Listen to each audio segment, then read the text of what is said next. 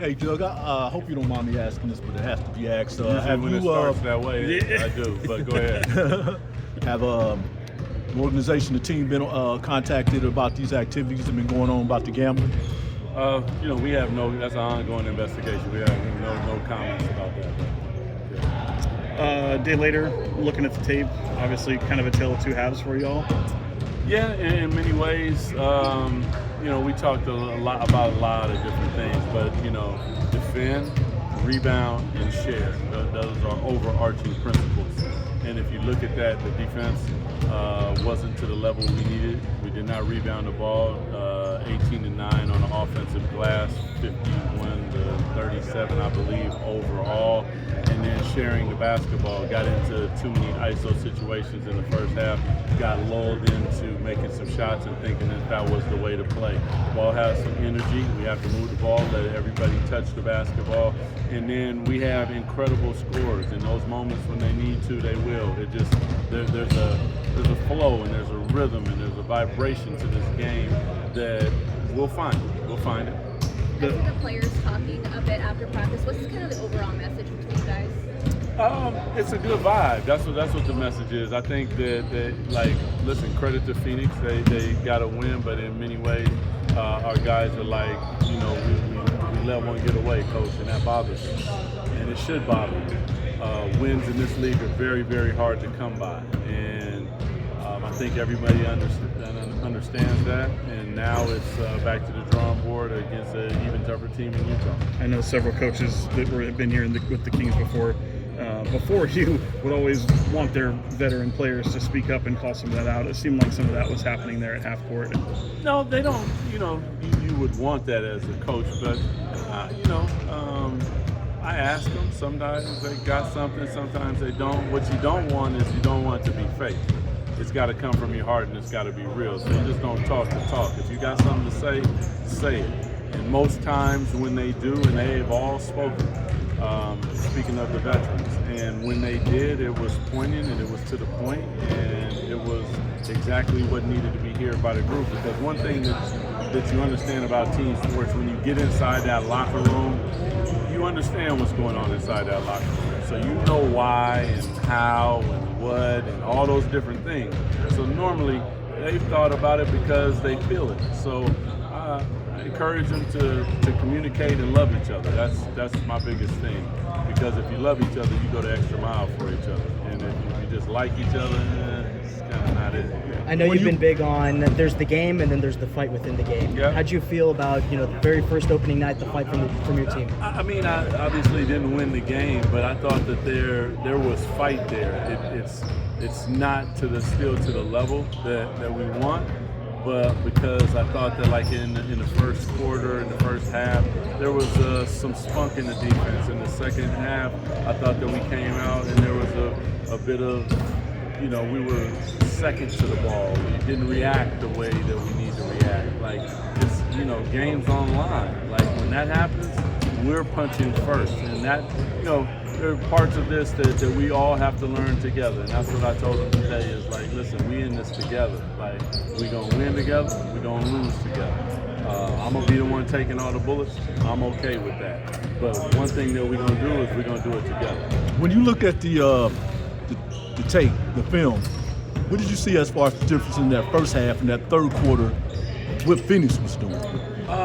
I thought Phoenix played with an aggression and pace, but really they missed those shots in the first half, and we made some really tough isolation shots.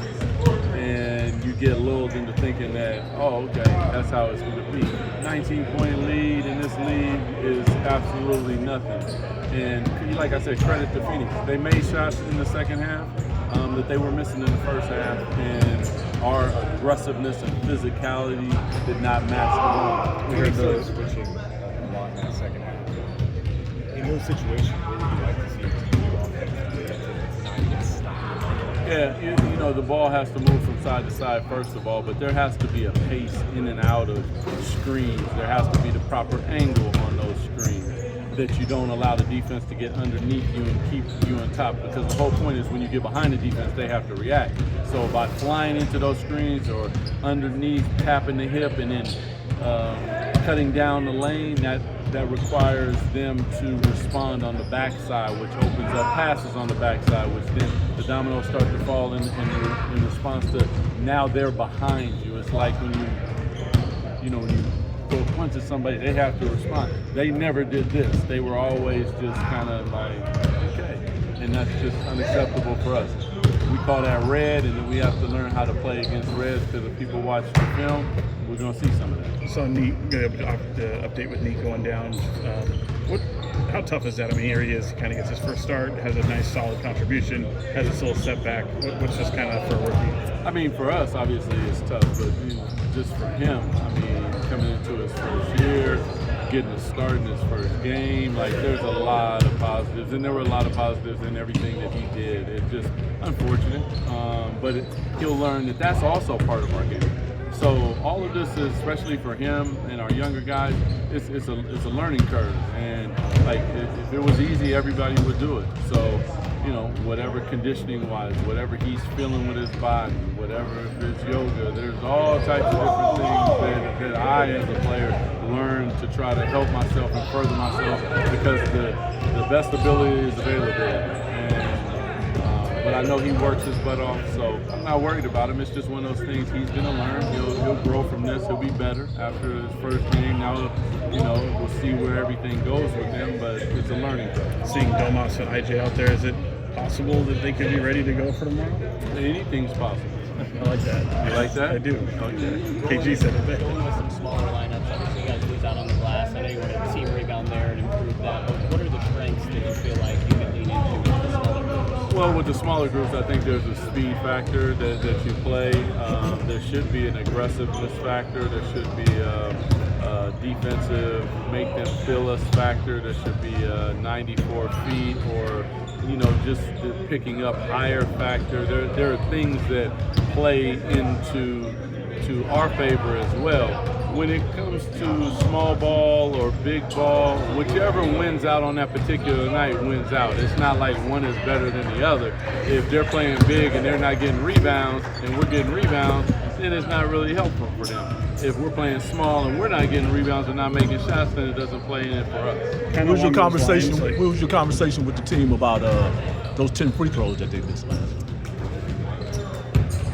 Make Kind of along the lines of just, the size and what you guys give up. Obviously, so much would be made about the offensive rebounds last night. Do you go in there kind of like, I don't know, this might be silly, but is there a barometer there where you're like, okay, this is far too many? Or do you expect to give up some of those on that end due to the lack of size? I think that the league has changed, and a lot of teams are crashing 5 players. And you have to adjust to that because it's a different philosophy than has been seen before. I would even say it's not really crashing. They're just going to what you call tag, so they're going to touch you and be on top of you. And when that happens, it really turns into a 50-50 ball. But if you don't tag them, they're free, and then normally that 50-50 ball comes to them. So it's something that we have to work on and we have to become better at, because we're going to see it with a lot of teams. They're going to be sending people, and like I said, it's not necessarily like they're running in there to get offensive rebound. They're running in there to put themselves in position to say, there's a loose ball. How bad do you want it? Appreciate it. Thank you, man.